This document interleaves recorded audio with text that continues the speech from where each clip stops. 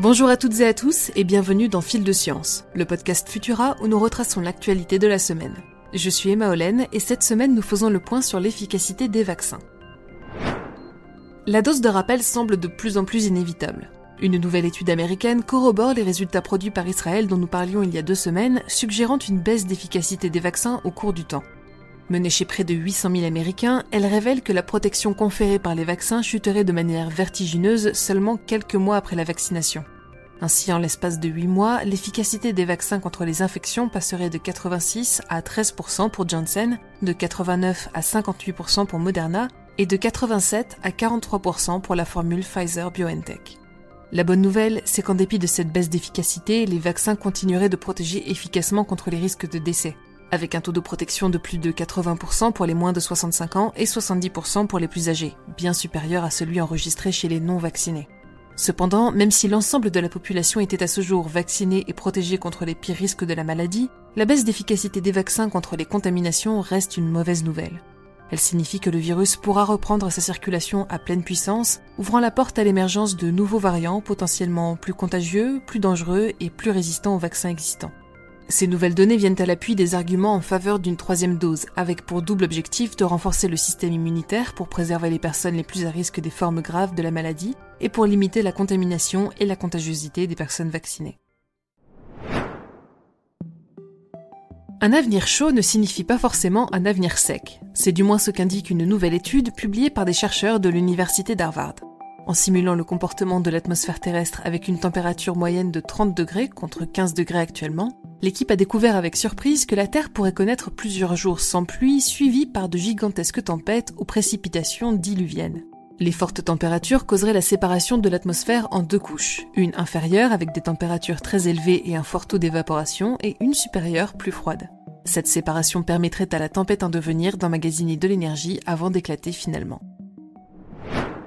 Après une baisse notable des émissions de gaz à effet de serre au début de la pandémie de Covid-19, celles-ci repartent de plus belle, ainsi que l'indique une nouvelle étude produite par le Global Carbon Project, un collectif regroupant scientifiques et experts du monde entier.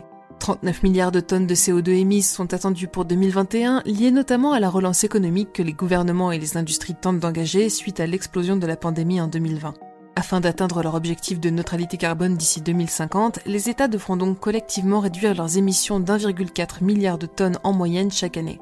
Une quantité comparable à la baisse enregistrée en 2020, soit 1,9 milliard de tonnes, qui souligne l'extraordinaire défi à relever et la nécessité d'accroître les engagements à court et à long terme pour faire baisser les émissions mondiales.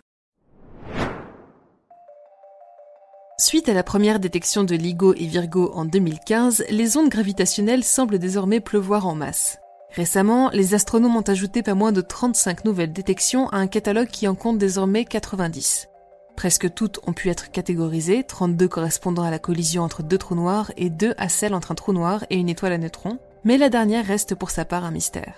Les observations ont eu lieu entre novembre 2019 et mars 2020 et ont été permises par la collaboration de LIGO aux États-Unis, Virgo en Italie et de l'observatoire Kagra au Japon. Une 4e session d'observation devrait être lancée en août 2022. Et enfin, pour finir, faisons un tour du côté du biomimétisme. Afin de délivrer des médicaments de manière ciblée chez des patients atteints de tumeurs gastriques, une équipe de chercheurs a développé un micro-robot injectable basé sur la larve de l'étoile de mer. Tout comme elle, le petit appareil est doté d'une myriade de minuscules cils déplaçant l'eau autour de lui pour le faire avancer. Ces derniers sont activés non pas par une source d'alimentation interne, mais par des ultrasons produits à l'extérieur du corps, capables de faire vibrer les cils plus de 10 000 fois par seconde. Grâce à ce dispositif, les médecins peuvent déplacer le micro-robot à l'intérieur du corps du patient afin que celui-ci délivre les médicaments à un endroit précis en limitant les effets secondaires. Une première application qui pourrait ouvrir la porte à bien d'autres nouvelles formes de traitement. Les images de ce drôle de petit robot et nos autres actualités sont à découvrir sur Futura, bien entendu. Pour vous tenir au courant des dernières actualités scientifiques, tech et news liées au coronavirus, rendez-vous sur vos apps audio préférés pour vous abonner à Fil de Science et pourquoi pas à nos autres podcasts. Cette semaine, j'aimerais vous recommander l'un de nos derniers épisodes de Bêtes de Science dédié au goby, un étrange poisson qui marche, saute et grimpe aux arbres hors de l'eau. Si cet épisode de Fil de Science vous a plu, n'hésitez pas à nous rejoindre sur Tumult pour nous laisser un commentaire et un like, et pensez à parler de ce podcast autour de vous. On se retrouve vendredi prochain pour un nouveau condensé d'actualités scientifiques, et d'ici là, bon week-end à tous.